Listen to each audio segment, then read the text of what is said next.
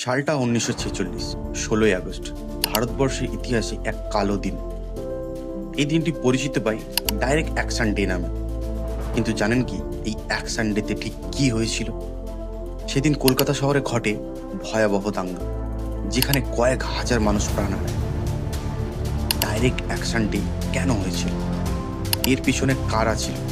মুসলিমরা কেন হিন্দুদেরকে আক্রমণ করছিল? আর কিভাবে সামনে এসেছিল গোপাল পাঁঠা? আজকে এই ভিডিওতে বিস্তারিত জেনে নিন। 1946 সাল, ভারত তখন স্বাধীনতার দ্বার প্রান্তে। কংগ্রেস চাইছিল ঐক্যবদ্ধ ভারত, কিন্তু মুসলিম লীগ চাইছিল আলাদা দেশ। মুসলিম লীগের নেতা মোহাম্মদ আলী জিন্নাহ বলেন, আমরা আলাদা পাকিস্তান চাই, না হলে সরাসরি লড়াই হবে। এই দাবিকে চাপিয়ে দিতে জিন্নাহ ঘোষণা করলেন 16ই আগস্ট হবে ডাইরেক্ট অ্যাকশন ডে, অর্থাৎ সরাসরি আন্দোলন। তার ডাকে সাড়া দিলেন তৎকালীন বাংলার প্রধানমন্ত্রী সোহরাওয়ার্দী। তিনি কলকাতার মুসলিম লীগের মিছিল আয়োজন করেন। এই সিদ্ধান্তই হয়ে ওঠে রক্তপাতের সূচনা। 16ই আগস্ট সকালে মুসলিম লীগ কলকাতার ওয়েলিংটন স্কোয়ারে বিশাল জনসভা করে। সেখানে মুসলিমদেরকে বলা হয়, এটা শুধু সভা না, এটা আমাদের শক্তি প্রদর্শনের দিন। সভা শেষ, বিশাল জনতা শহরের বিভিন্ন প্রান্তে ছড়িয়ে পড়ে। শুরু হয় ভাঙচুর, লুটপাট করা হয়, হিন্দু মহল্লায় হামলা চালায় মুসলিমরা। প্রথম রক্তঝরা শুরু হয় দুপুর থেকেই। মুসলিম দাঙ্গাকারীরা হিন্দুদের উপর আক্রমণ চালায়। দুপুর থেকে কলকাতা জুড়ে নেমে আসে মৃত্যুর আতঙ্ক। মুসলিমরা সংগঠিতভাবে হিন্দু মহল্লায় গিয়ে বাড়িঘর চালিয়ে দেয়, মানুষ খুন করে, মহিলাদের উপরে নির্যাতন শুরু করে। শয়ে শয়ে মানুষের চিৎকার, আর্তনাদ শুরু হয়। নদীতে, ট্রেনে মানুষের কাটা লাশ ভাসতে শুরু করে। হিন্দু বাড়ির মেয়ে বউদেরকে ধর্ষণ এবং গণধর্ষণ করা। কিছু কিছু জায়গায় হিন্দুরাও প্রতিবাদ করতে শুরু করে, কিন্তু তারা ছিল আগোছালো।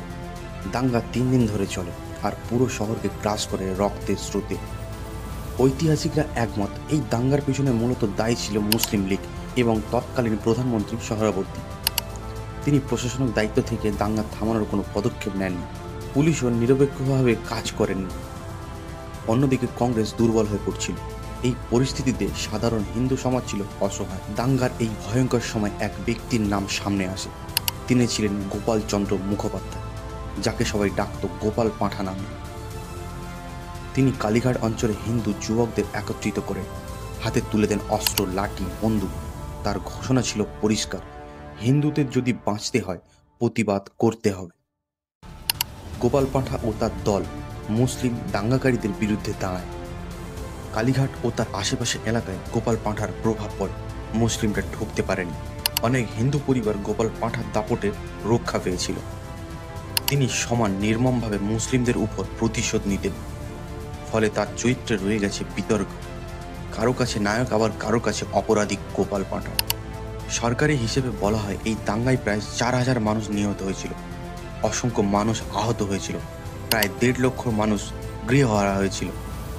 কিন্তু সেদিন ঠিক কত লাশ পড়েছিল তার কোনো হিসেব নেই। এটি ছিল ভারত বিভাজনের পূর্বাভাস।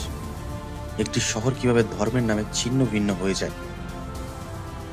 1946 সালের 16ই আগস্ট শুধু একটি দাঙ্গা ছিল না, এটি ছিল ভারত বিভাজনের ট্রেলার।